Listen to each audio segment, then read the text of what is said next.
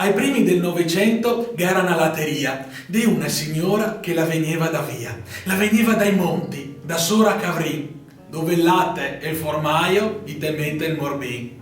L'attività la passa de man e il fiol poi sera, lasciando alla via una tristezza sincera. Dopo un pochi di anni, Gianni Vesentini e cerca un nuovo punto per tartine e panini. Sale era famoso in città per le sue tartine che anche gli inappetenti che venivano alle acquoline.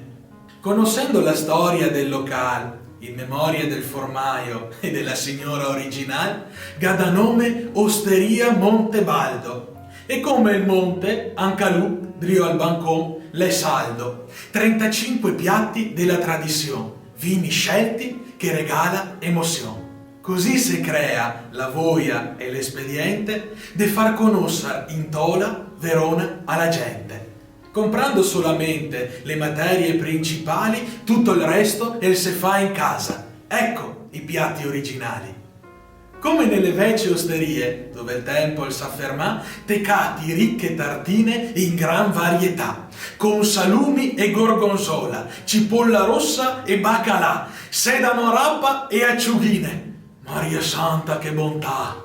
È così che in modo giovane si porta avanti l'esperienza dei vecchi che dell'osteria non poteva restare senza. Adesso anche i buttei, i 60 al caldì, a godersi gli amici col profumo del buon vino.